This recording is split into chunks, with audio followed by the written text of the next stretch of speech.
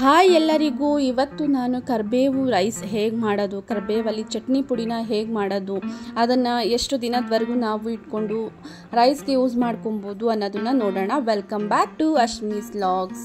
ಈಗ ನಾನು ಫಸ್ಟಿಗೆ ನಾನಿಲ್ಲಿ ಹೆಸರುಬೇಳೆ ಆ್ಯಂಡ್ ಕಡಲೆಬೇಳೆ ಒಂದೊಂದು ಸ್ಪೂನಷ್ಟು ತೊಗೊಂಡಿದ್ದೀನಿ, ಕರಿಬೇವು 1 ಹಿಡಿಯಷ್ಟು ತೊಗೊಂಡಿದ್ದೀನಿ, ಆ್ಯಂಡ್ ಮೆಣಸಿನ್ಕಾಯಿ ಸ್ಪೈಸಿ ಇರೋದನ್ನೇ ತೊಗೊಂಡಿದ್ದೀನಿ, ಆ್ಯಂಡ್ ಸ್ವಲ್ಪ ಹುಣಸೆಹಣ್ಣು ಆ್ಯಂಡ್ ಉಪ್ಪು, ಜೀರಿಗೆ, ಮೆಣಸು, ಕಾಯಿ ತುರಿನ ತೊಗೊಂಡಿದ್ದೀನಿ. ಕಾಯಿ ತುರಿನ ನಾವು ತೊಗೊಂಡ್ರೆ ಅಟ್ ಪ್ರೆಸೆಂಟ್ ನಾವು ಮಾಡಿದಾಗಲೇ ಒಂದು 2 ಡೇಸ್ಗೆ ನಾವು ಖಾಲಿ ಮಾಡಬೇಕಾಗತ್ತೆ. ನಾವು ಕೊಬ್ಬರಿ ಯೂಸ್ ಮಾಡಿಕೊಂಡ್ರೆ ನಾವು 1 ಮಂತ್ವರೆಗೂ ಕೂಡ ಅದನ್ನು ಸ್ಟೋರೇಜ್ ಮಾಡ್ಕೊಬೋದು. ನೆಕ್ಸ್ಟ್ ಇಲ್ಲಿ ಒಂದು ಪ್ಯಾನ್ ತೊಗೊಂಡು ಸ್ವಲ್ಪ ಎಣ್ಣೆ ಹಾಕ್ಕೊಂಡು ತೊಗರಿಬೇಳೆ ಯೂಸ್ ಮಾಡಿದ್ದೀನಿ, ಒಂದು 2 or 3 ಸ್ಪೂನಷ್ಟು, ಆ್ಯಂಡ್ ಜೀರಿಗೆ, ಮೆಣಸು ಅರ್ಧ ಸ್ಪೂನಷ್ಟು, ಆ್ಯಂಡ್ ಜೀರಿಗೆ ಕೂಡ ಅರ್ಧ ಸ್ಪೂನಷ್ಟು ನಾನು ಯೂಸ್ ಮಾಡ್ಕೊಂಡಿದ್ದೀನಿ.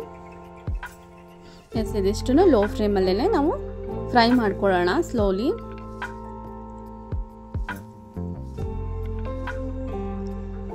ಇದು ಚೆನ್ನಾಗಿ ಫ್ರೈ ಆಗಿದೆ. ಈಗ ಒಂದು ಇಡೀ ಕರಿಬೇವಿನ ಸೊಪ್ಪನ್ನ ಹಾಕೊಳ್ತಿದ್ದೀನಿ.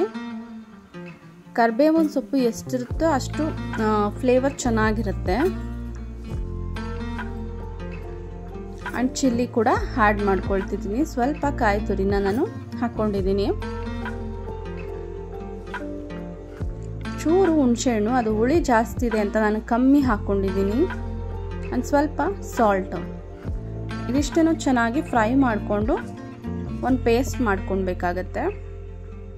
ನೀರು ಹಾಕ್ಕೊಳ್ದೇ ಇದಕ್ಕೆ ರುಬ್ಕೊಂಡು ಬರಬೇಕಾಗತ್ತೆ.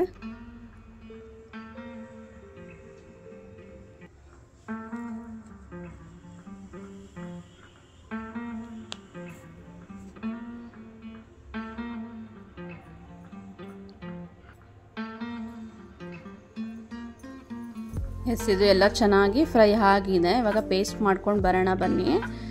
ಪೌಡರ್ ಮಾಡ್ಕೊಬೇಕಾಗತ್ತೆ ಪೇಸ್ಟ್ ಅನ್ನೋದಕ್ಕಿಂತ. ವಾಟರ್ ಏನು ಕೂಡ ಆ್ಯಡ್ ಮಾಡಬಾರ್ದು. ನೆಕ್ಸ್ಟ್ ಒಂದು ಬಾಣಲಿ ತೊಗೊಂಡು ಸ್ವಲ್ಪ ಎಣ್ಣೆನ ಹಾಕ್ಕೊಂಡು ಸಾಸಿವೆ ಹಾಕ್ಕೊಳ್ಳೋಣ.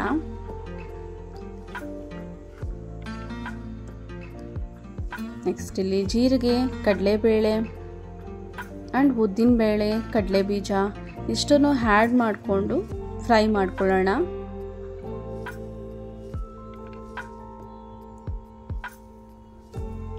ಒಂದೆರಡು ಒಗ್ಗರಣೆ ಮೆಣಸಿನ್ಕಾಯಿನ ಹಾಕೊಳ್ಳೋಣ, ಬ್ಯಾಡ್ಗೆ ಮೆಣಸಿನ್ಕಾಯಿ,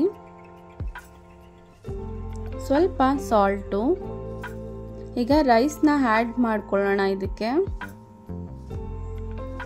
ರುಬ್ಬಿರುವಂತಹ ಚಟ್ನಿ ಪೌಡರ್ನ ನಾವು ಇದಕ್ಕೆ ಆ್ಯಡ್ ಮಾಡಿಕೊಂಡು ಫುಲ್ ಮಿಕ್ಸ್ ಮಾಡಿಕೊಂಡು ಹೀಗೆ ಫ್ರೈ ಮಾಡಬೇಕು. ಒಂದು 3 ಸ್ಪೂನಷ್ಟು ನಾನು ಯೂಸ್ ಮಾಡಿದ್ದೀನಿ ಇಲ್ಲಿ. ನೋಡಿ, ಇದೇ ರೀತಿ ಎಷ್ಟು ಕಲರ್ಫುಲ್ಲಾಗಿ ಕಾಣಿಸ್ತಿದೆ. ಆ್ಯಂಡ್ ಕರಿಬೇವು ಫ್ಲೇವರ್ ಕೂಡ ಹುಳಿ ಆಗಿ ತುಂಬ ಚೆನ್ನಾಗಿ ಬಂದಿತ್ತು, ಸ್ವೀಟಾಗಿ. ಆ್ಯಂಡ್ ಬೆಲ್ಲ ಕೂಡ ಲಾಸ್ಟಲ್ಲಿ ನಾವು ಆ್ಯಡ್ ಮಾಡಿಕೊಂಡೆ, ಬಟ್ ಅದು ಸ್ಕಿಪ್ ಆಗಿದೆ. ರುಬ್ಕೋಬೇಕಾದ್ರೆ ಒಂದು ಚೂರು ಬೆಲ್ಲ ಹಾಕ್ಕೊಳ್ಳಿ. ಹುಳಿ ಸ್ವೀಟ್ ಖಾರವಾಗಿ ತುಂಬ ಚೆನ್ನಾಗಿರುತ್ತೆ ತಿನ್ನೋದಕ್ಕೂ ಕೂಡ. ಆ್ಯಂಡ್ ಹೆಲ್ತಿ ರೆಸಿಪಿ ಅಂತಲೂ ಕೂಡ ಹೇಳ್ಬೋದು. Thank you so much for watching. Please subscribe.